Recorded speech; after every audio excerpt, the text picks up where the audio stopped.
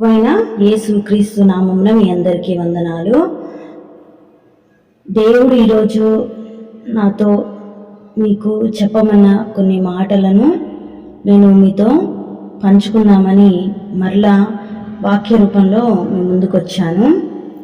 ఈరోజు దేవుడు నాతో ఏం చెప్పమన్నారంటే, దేవుడు శోధనని మన జీవితంలోకి ఆహ్వానించినప్పుడు మనం ఏ విధంగా రెస్పాండ్ అవుతున్నాం, అంటే ఏ విధంగా దాన్ని లోతులు మూలాలు అర్థం చేసుకోగలుగుతున్నాం, దాన్ని ఎలా తీసుకోగలుగుతున్నాం అనే విషయంలో కొన్ని చక్కని విషయాలను నేను ఈరోజు మీతో పంచుకుందామని మీ ముందుకు వచ్చాను. ఇక్కడ నేను మొదటి సమూయేలు గ్రంథము 26వ అధ్యాయము 9 నుంచి చదువుతున్నాను. ఇక్కడ ఏం జరిగిద్దంటే, దావీదు సౌలు స్టోరీ అనమాట. దావీదేని సౌలు తరుముతూ ఉంటాడు. సౌలు తరుముతూ ఉన్నప్పుడు మీరు చదవండి 26వ అధ్యాయం మొత్తం. దావీదుని సౌలు తరుముతూ ఉన్నప్పుడు దావీదు ఒక కొండల దగ్గర అట్లా పారిపోతూ దాక్కుంటూ ఉండగా సౌలు తరుముకుంటూ వచ్చి ఒక చోట నిద్రపోతాడు అనమాట. నిద్రపోయినప్పుడు దావీదు ఏం చేస్తాడంటే, వాళ్ళు గాఢ నిద్రలోకి వెళ్ళినప్పుడు ఈటను ఆయనకున్న నీలబుడ్డిని తీసుకొని అతన్ని చంపకుండా ఎక్కడికి కొండ మీదకి ఎక్కి అరవడం ప్రారంభిస్తాడనమాట.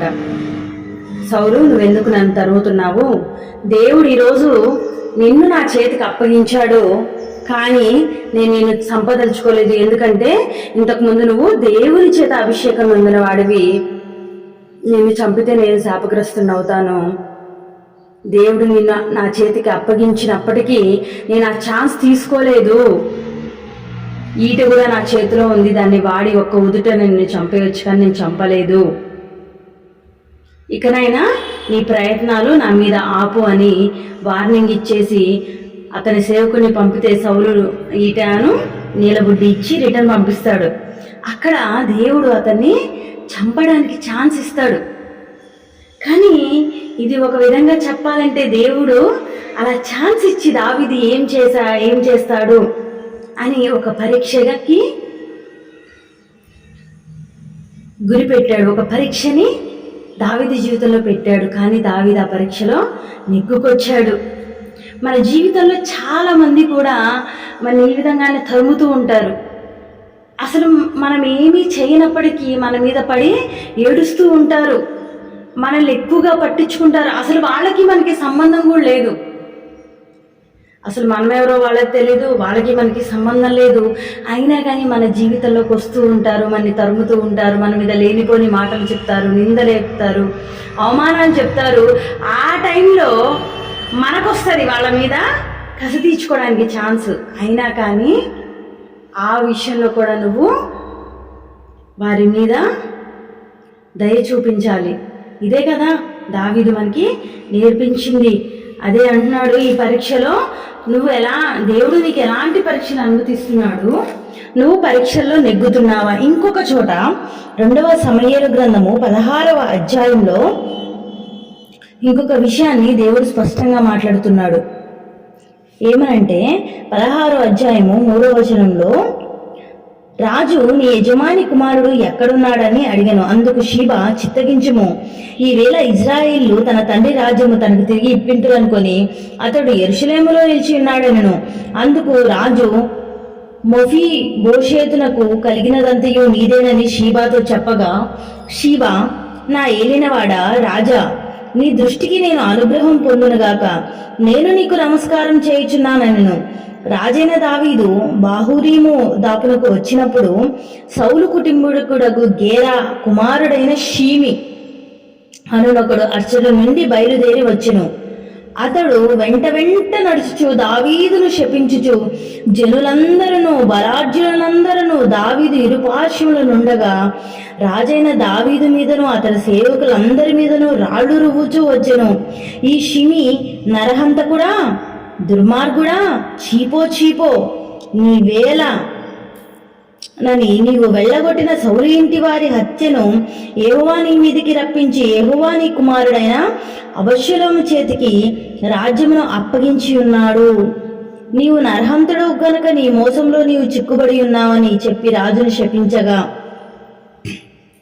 ఎంత ఒక మనిషి అండి. మళ్ళీ ఇతను ఎవరు? సౌలు కుటుంబంలో ఒక భాగమైన వ్యక్తే వచ్చి దావీదుని ఇష్టానుసారంగా తిడుతున్నాడు. ఇప్పుడు సౌలు సింహాసనం పోవడానికి అతడు చేసిన తప్పిదం కారణం కానీ దావీదు తప్పేమీ లేదు కదా. సౌలు దేవుని మాట వినకపోవడం వల్ల అతని సింహాసనం అతను తీసేసి దేవుడిచ్చాడు. కానీ ఇతను ఏం చెప్తున్నాడు? సౌలు కుటుంబానికంటే ఇతను కీడు చేశాడంట. అంటే రివర్స్లో నెగిటివ్గా దావీదునే తిడుతున్నాడు. కానీ ఇక్కడ దావీదు ఎంత బాగా రెస్పాండ్ అయ్యాడంటే, మనం ఈ విధంగా రెస్పాండ్ అవుతున్నామా లేదా? ఒక్కోసారి మనం రెస్పాండ్ కూడా కాకపోవచ్చు, కానీ దేవుని శక్తిని మనం కూడగట్టుకుంటే, దేవునితో మనం దేవుని ఆత్మచేత నడిపింపబడుతుంటే మనకి దేవుడు అన్నిటినీ బయలుపరుస్తాడండి. ఇక్కడ ఏం మాట్లాడుతున్నాడు 9వ వచనం నుంచి? సెరుయా కుమారుడైన అభిషయి, ఈ చచ్చిన కుక్క నా ఏలిన వాడ ఒక రాజును నిన్ను శపింపనేలా? నీ చిత్తమైతే నేను వారిని చెరబోయి వారిని తల ఛేదించి వచ్చేది నన్ను.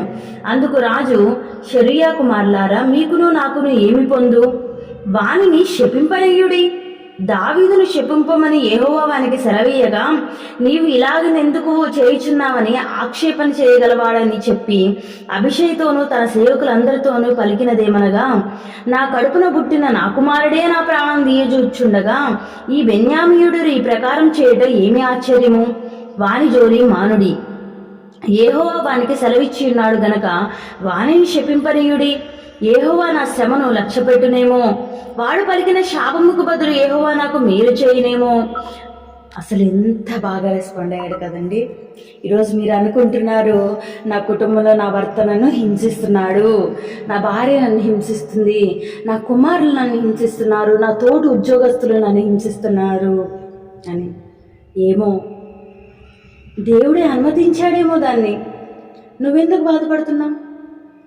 రాజండి ఒక్క ఉదుటన వేటు వేసి అతన్ని చంపొచ్చు, కానీ రాజైన దావీదు ఏం చేశాడు? దేవుడు అనుమతించాడేమో, లేకపోతే అతనికి నన్ను తిట్టేంత అధికారం ఎక్కడిది? దీనివల్ల నాకు మేలు జరిగిద్దేమో. ఎంతమంది జనులందరి ముందు, బయట వాళ్ళందరి ముందు, తన సేవకులందరి ముందు అవమానపరుస్తున్నాడు. కానీ దావీదేమన్నాడు? దీనివల్ల నాకు మేలు జరిగిద్దేమో. ఈరోజు నువ్వు అవమానపడుతున్నావా? నువ్వు నిందల పాలవుతున్నావా? నువ్వు శాపాలకు గురవుతున్నావా? నీ జీవితం ఏంటి? ఈ మాటలేంటి? ఈ సూటిపోటి మాటలేంటి? గంట గంటకి నన్ను హింసించేవారు అమాంతం పెరిగిపోతున్నారు, నన్ను బూతులు తిడుతున్నారు, నన్ను హింసిస్తున్నారు, నా తప్పేమీ లేదు, నాకు అసలు దానికి సంబంధమే లేదు, కానీ నేను హింసింపబడుతున్నా, దూషింపబడుతున్నా, ఏంటి ప్రభు అని అడుగుతున్నావా? నీ మేలు కోసమేనేమో. ఈరోజు దావీదు ఎలా అయితే రెస్పాండ్ అయ్యాడో, నువ్వు కూడా దేవుని ఆత్మచేత నింపబడి అలాగనే రెస్పాండ్ అవ్వు. దేవుడు నీకు మేలు దయచేస్తాడేమో. దేవుడు నిన్ను దీవించునుగాక.